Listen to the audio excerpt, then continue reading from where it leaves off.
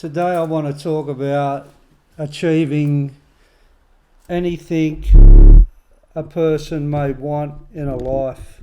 It doesn't matter what it is. There's a couple of ingredients that I used to guarantee that I ultimately arrived at the destination dreamed or wanted.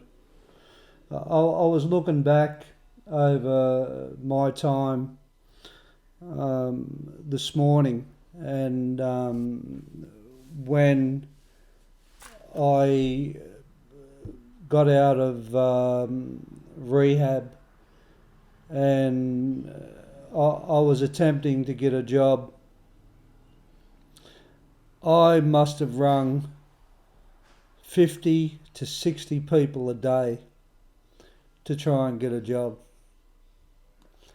No after no, no qualifications, no work history, no suitability for the job description,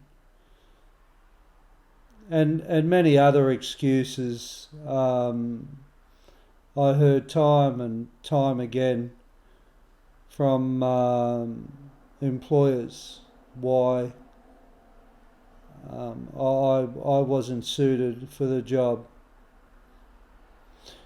But this just inspired me. There was something in my soul when somebody said no that inspired me to keep going, and the determination that I had has always been in my soul. I was always a determined person. I was determined as a heroin addict. I was determined prior to that. I would take risks, and I would just continuously keep going, and until I reached whatever I wanted in my life.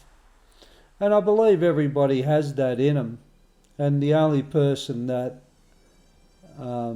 says that they haven't got those qualities is yourself. I realised over the years that we can talk ourselves out of or give up prematurely out of not caring, or it's all too hard, I can't do this. So I finally cracked it after, I'd say, 2 to 3 weeks of continuously ringing people up and going down to the shops and asking people in the shops, was there any packing jobs or labouring work, or if I saw a tradie, I would ask them. Anything that I saw was a potential opportunity for a job, I would approach. And I finally cracked it as an offsider, as a carpenter, to a carpenter actually, and he worked me like a dog from sun up to sun down, and hadn't paid me for 3 weeks. Then he gave me a check, and that check bounced like a beach ball, and I never got paid for that. So back to the phones and back to networking and doing my best, and call after call out of the paper and the local rags that used to get dropped off through the letterboxes back in the day. Ring after ring, no after no. And this went on for weeks and weeks, and nothing was happening. And then I cracked it again as a spruiker in Brisbane at a dollar shop, standing out the front of a shop, spruiking the passers-by about the deals in the dollar shop, and I was pretty good at that. I'm always a talker and always up for the challenge and always up to have a go. And and that business was going broke, and after 2 or 3 weeks of doing that job, day in day out, I was told that the business was folding. And getting to that job, I'd get up I'd get up at 6 in the morning, have my breakfast, have my shower, um, wash the dishes, mop the floors. I was living in a halfway house at Marsden. Then I'd jog to the train station, and I'd board the train at Kingston. Then I would train it into Brisbane, work all day to 5 o'clock, back on the train from Central, back to Kingston, another 3 or 4 k jog to Marsden, make dinner, wash up, have a shower, and do it again. I didn't mind putting the effort in because I was sick of my past life. I'd had enough. So I'm back on the phones again, doing my best. No after no, same thing, day in, day out. Not deterred. I get an opportunity to go and have a run for East at Cooperoo in Brisbane through a guy I knew in jail. He knew Johnny Lang, and I love football, so I thought this club would fit well. I was fit. I knew I could play football.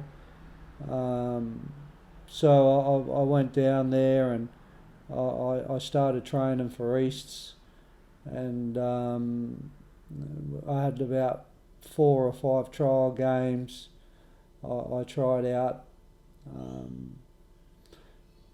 probably for about a month and a half, 2 months. We trained 3 times a week, and in between that I was going to the Police Boys Club and training with weights at the gym. I couldn't afford, I had no money, so I couldn't afford to go to a gym where it would cost money.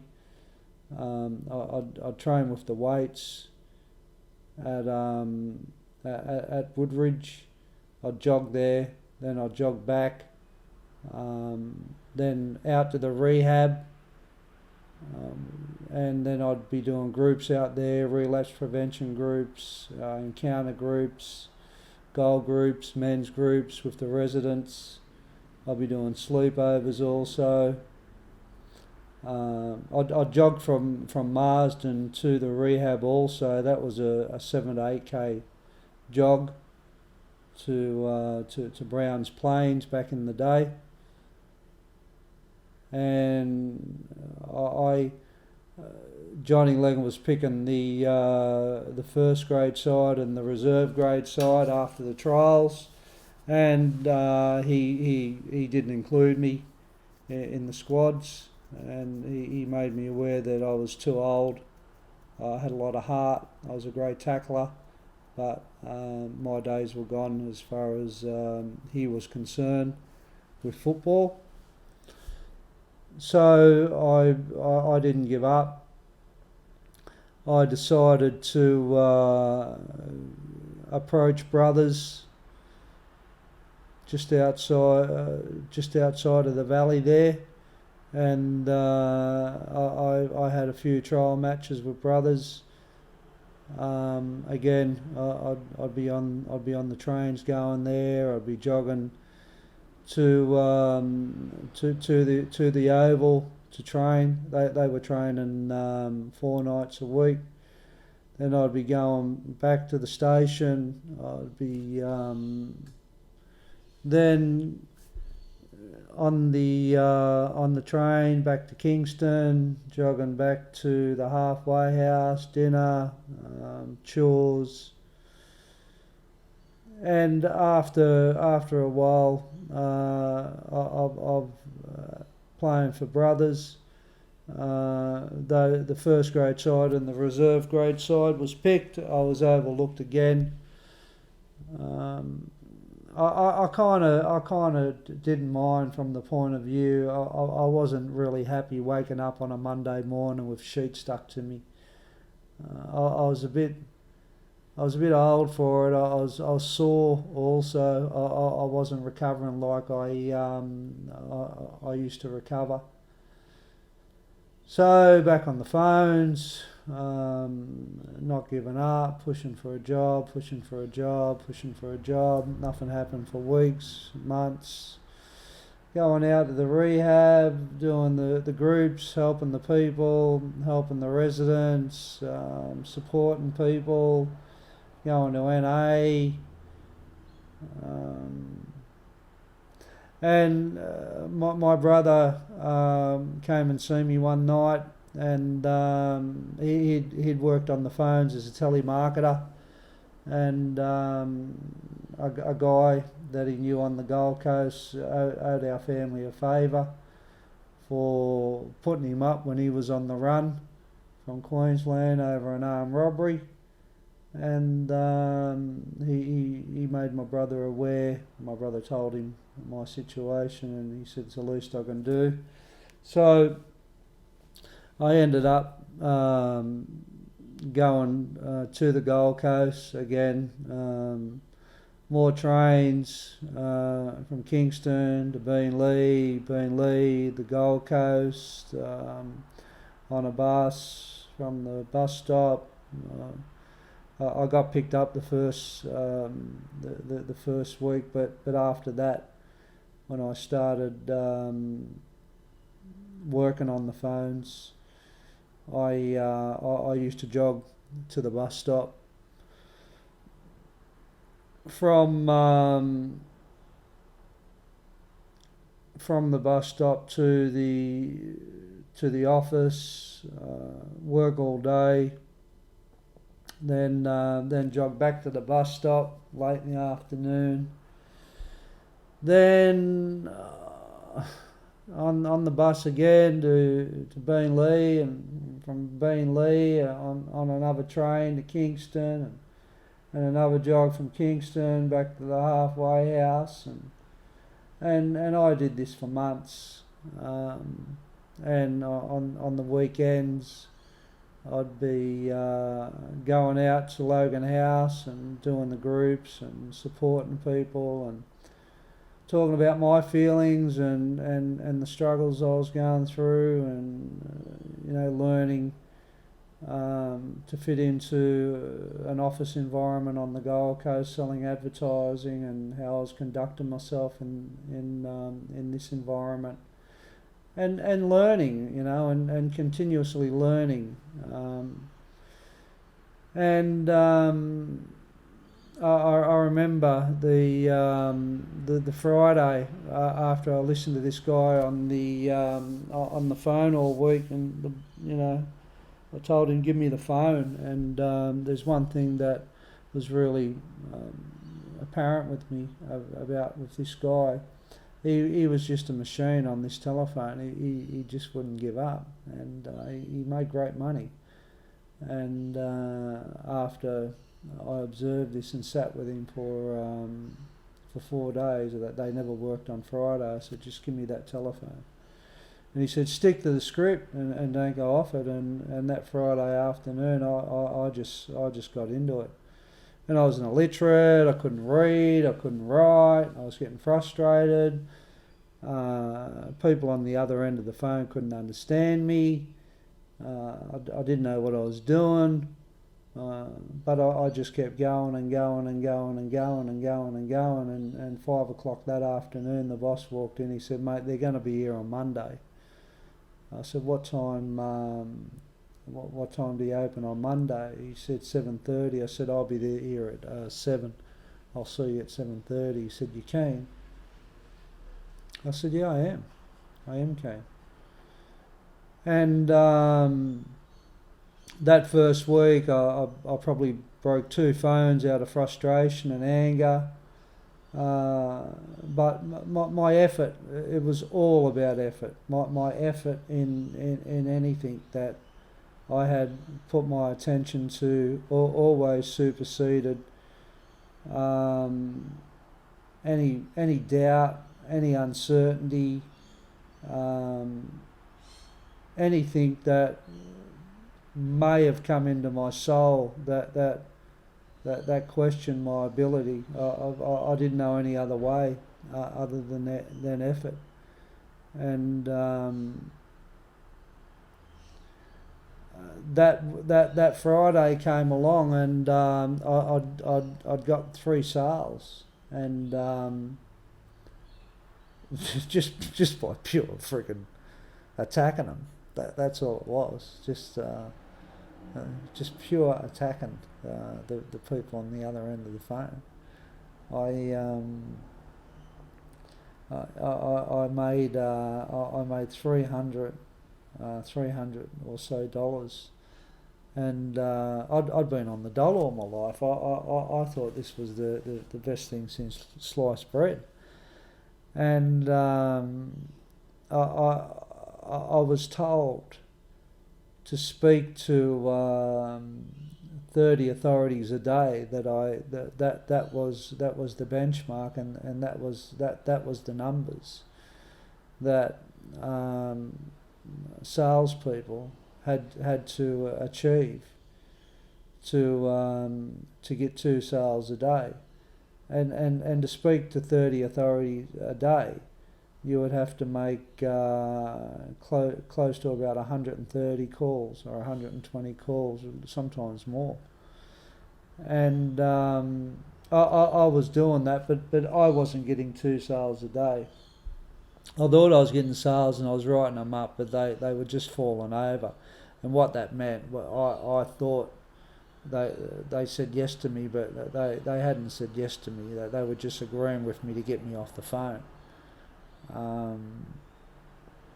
But I kept going with this and working hard, and at the end of the day, my ears used to be, they used to be ringing, and my left ear would be bruised, and then I'd move the phone over to the right, and that'd get bruised, and I thought I was going to end up with cauliflower ears.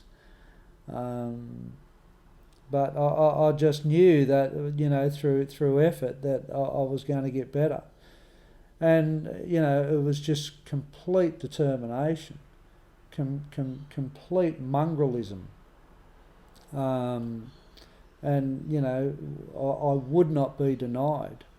And I didn't care what I had to do to learn it. And I believe, we actually learn through hard work, and if we don't put the work in, it's very hard to learn something. It takes effort, and I just kept going and going and going, and I'd do it day in, week out, bus it down, run, bus it back, train, 2 trains back, run, dinner, shower, rehab on the weekend, and on the Sunday I would go to Rockley markets with the rehab, and I'd help them sell raffle tickets for kids' horses they used to make, and I would also show residents who would come out to approach people. I'd say you got to approach people when they walk past, and I had this skill that I developed, that I'd focus on people with little kids, and I'd ask the kids, do you want to have a ride of the rocking horse?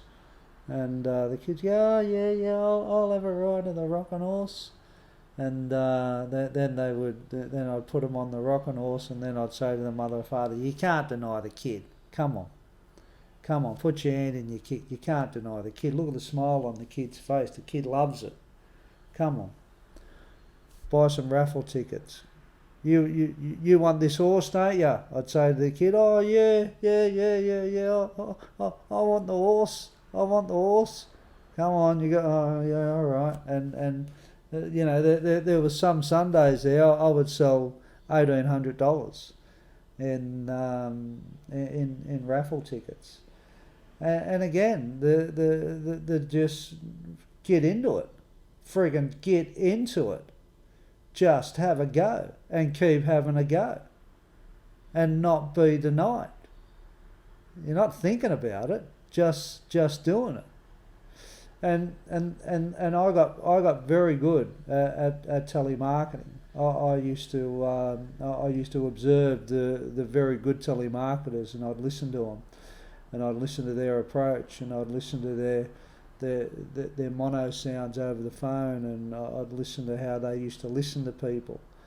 And that same determination, I was also determined to master the skill.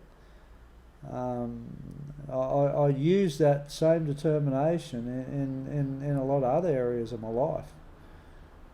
And these guys in this office, they were taking home big money, between $1,000, $2,000, $2,500 a week, and these guys are only working